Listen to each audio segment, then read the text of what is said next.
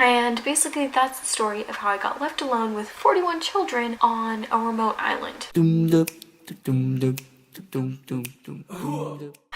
Hi friends, it is Bella. Today I'm bringing you the story about the craziest thing that has ever happened to me. And at the time, it was extremely traumatic. I was on the verge of tears the entire time. But now, it makes for a great tale, so I thought that I might as well tell you. Before we start, I think that I should just give you a bit of background information about the place that I was at when all of this happened. So that's what we're gonna start with. Basically, this summer, I worked at an overnight sleepaway camp. Kids would come for 1 week at a time and do all of the fun traditional camp activities: rock climbing, archery, arts and crafts, pool, swimming in the ocean, like you name it, we have it. And the way that kids are organized is there are traditional cabins, and then those cabins are separated into bigger groups that are separated by age range. So there's like the 8-year-olds, the 9-year-olds, the 10-year-olds, so on and so forth. I was a cabin counselor for the 9-year-old unit, and this unit also has a unit director.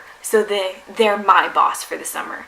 And then they have a boss, obviously, the food chain goes on and on. But remember the whole unit director thing. It will be important in a second. For 1 day out of the week that the kids are with us, there is something called island trip, where the whole entire unit gets on a boat and they go to an island where our camp has rented a campsite for the entire summer. You get to spend the whole day on the island just chilling out. You can have s'mores at night.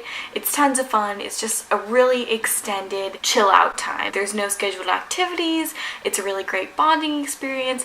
It's super fun. But the thing is, this island is about a half-hour boat ride from main camp. So if you need help, you're on your own, essentially. And that will also come in handy later. Just wait and see. Another important thing to note is that this year I'm in my senior year of high school, and I'm not yet 18, which means that when I was working at the camp, I wasn't considered a paid counselor because I wasn't 18, and there was liability issues with me and children because I'm technically still a child. So I was volunteer staff. What that means is that I'm not allowed to be alone with the kids.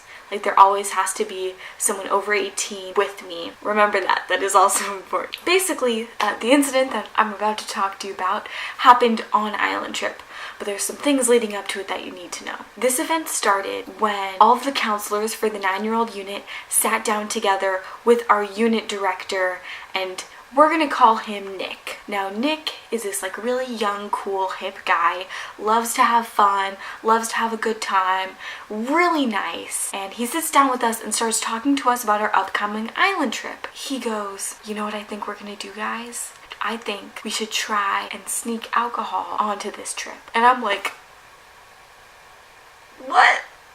What? Am I allowed to be hearing this? Like, I'm not paid staff. All of us are under 21. We are definitely not allowed to be drinking any alcohol because, first of all, it's illegal. Second of all, we are in charge of the children. It's just very wrong. But I'm just sitting there like, I don't really know what to do. This was my very first week at the camp. My very first week this is happening. I don't really know what to do.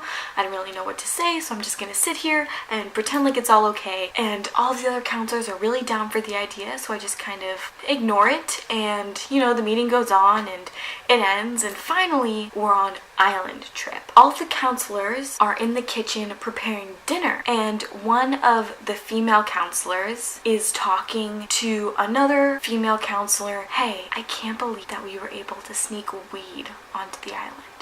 I did not see that coming. I never expected that. We're gonna have to like take shifts and smoke it so someone's always watching the kids. Ha ha ha ha." And you know, they're having their own private conversation, but like I can definitely hear it, but I'm not supposed to be hearing it. So I'm just like, they have weed on the island. What the heck? But okay, I'm just gonna wait and see how things unfold and see what happens. Dinner ends and we put all of the kids to bed, and all of the counselors start setting up where they're sleeping for the night. As I'm setting up my stuff, I'm finishing up, but I notice that Nick is slowly calling counselors over to his hammock. You know, I'm getting kind of confused because they're all crowding over there. Maybe they're just looking at something. Maybe they're just having a conversation that I don't need to be a part of. I don't really know. But then I watch Nick, along with 5 counselors out of 8, including me, walk into the woods. They just all stand up and walk into the forest. I am left with 2 other counselors. One we're gonna call Sunshine and one we're gonna call Patrick. Sunshine comes over to me and she goes, "So did Nick tell you where the group was going? Where all those counselors and him just went?" And I went, "No, did Nick not tell you where they were going?" She said, "Nope." So we go over to Patrick and we ask him and he says, "They're all asleep." "What are you talking about they left? Like they're all asleep?" And we go, "No, Patrick, they left us." Basically, over half of the actually paid staff, including my boss, just vanished into the forest without telling anyone what they were doing, where they were going, or when they were going to be back. So Sunshine freaks out and she goes, "I need to follow them. Belle, you need to come with me." I'm not about to follow them because it's pitch black and I need to use my flashlight, so they're going to know that I'm following them and I don't really want to do that. So Sunshine runs off after them. So now it's just me and Patrick, who's going to sleep, and 41 kids on an island where it's just us. So I'm freaking out a little bit. It's fine. Sunshine will find them and she'll come back. So about 5 minutes pass and Sunshine comes back alone and she goes like, "I tried to follow them, but then I lost them, and so I just decided to come back." And she is livid. She is pissed off, she's upset, she's mad as heck. She tells me, "I saw them all walking and I saw put snacks into his bag." So we go and check the snack box, but all of the snacks are there. So you know what put in his bag. It was not snacks, it was weed. I know this, you know this, like we know. But I'm not about to tell Sunshine that they are definitely going to do illegal substances because she is pissed off and she will get these people fired. She will tell authorities and she will get them fired. And some of these people I genuinely enjoyed. And I knew I didn't want to make a rash decision and tell her, just have her get them all fired. So we're just kind of ranting to each other back and forth and freaking out. And Patrick is still asleep. About an hour passes and Sunshine is finally like, "It's 11 o'clock at night. They've been gone for an hour. I can't wait any longer. I need to go and try and find them again." So Sunshine walks away again and I am left alone and Patrick is asleep, so I'm the only one technically watching these 41 children and I am terrified. I'm not allowed to be alone with one child, let alone 41 children. I just kind of crawl into my sleeping bag and stare up at the stars and I'm just frozen in utter terror, counting down the seconds until Sunshine returns to me with the rest of the counselors. I'm just laying there, frozen, and I start to hear this boy wailing at the top of his lungs. He's going, "Mom, Mom, I'm freezing. I need to go home right now." He sounds possessed and I'm freaking out. I'm like, "Patrick, you need to wake up right now." I'm like shouting Patrick's name. So I turn my headlamp on and I'm still wriggling out of my worm sleeping bag and I see a child just run across the beam of light that I have. Now I am really freaking out. This kid just darted and I think this child is just running into the woods screaming for his mother. And so I finally managed to get out of my sleeping bag. I'm still trying to get Patrick to wake up because I don't know what to do. I run over to where I heard the boy and I see him standing next to his tarp relieving himself.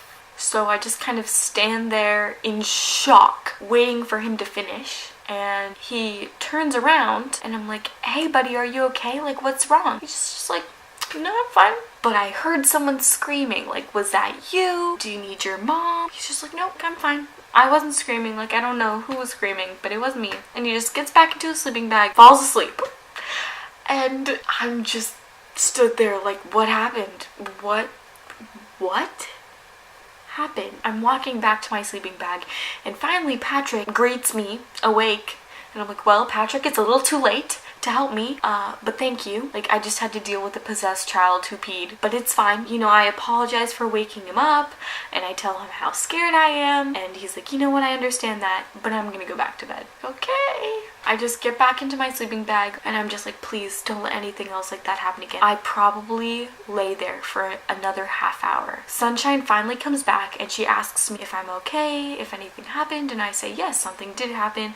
I explain the situation to her and she lets me know that is one of the boys that is a sleepwalker. Did nobody bother to tell me the fact that we had a sleepwalking camper that I just had to deal with? Then she tells me, she goes, Bella, I could not find these people anywhere. Like, they were not at the beach that we got dropped off at, they're not at the beach that we hang out at, they're not on any of the paths that I walked on. I cannot find them anywhere. And so at this point, I really don't know what to do. Like, I'm so ready for the night to be over. Like, this has been the worst hour and a half of my life. Just like so many emotions, and it's 12 o'clock at night. At this point, they've been gone for like 2 hours. We start to hear voices and footsteps on the path, and Sunshine is like, that's them.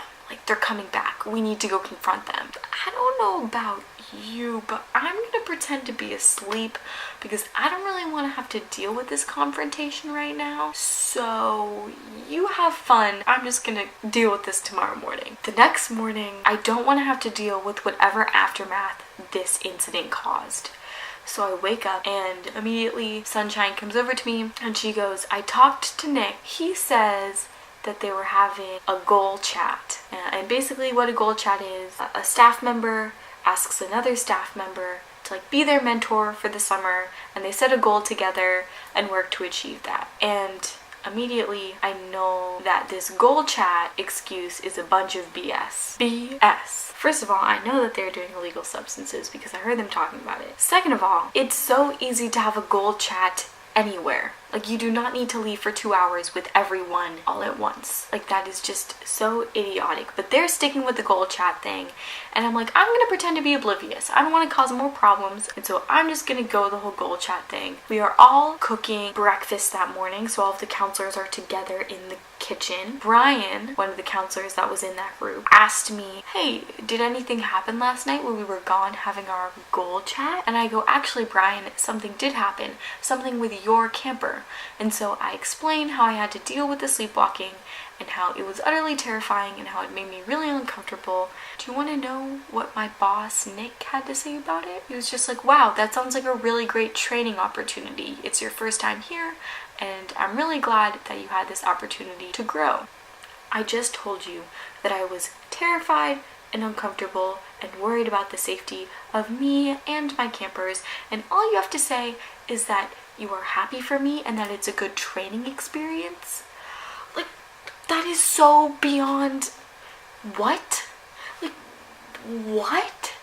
I'm royally annoyed at Nick's response. I think it's not very good of a boss to react like that when one of your employees is saying that they felt uncomfortable and unsafe in a situation. Don't tell them that it was actually good training for them. So I decide that I'm going to pull Nick aside at some point and have a real honest conversation with him about how I felt, in the hopes that we can work something out. Eventually, I find a time to pull Nick aside and I tell him, I'm like, hey, I wanted to let you know, I totally respect you having a goal talk because it's one of my favorite parts of camp, but I do want you to know that I felt really uncomfortable in the situation that you put me in last night, and I just wanted to let you know so that you were in the loop. You know, I go on talking for about 5 minutes about how I feel, and finally I finish and all he says is, well, I'm kind of new at this whole goal talk thing. I got no apology, I got no remorse, I got no guilt.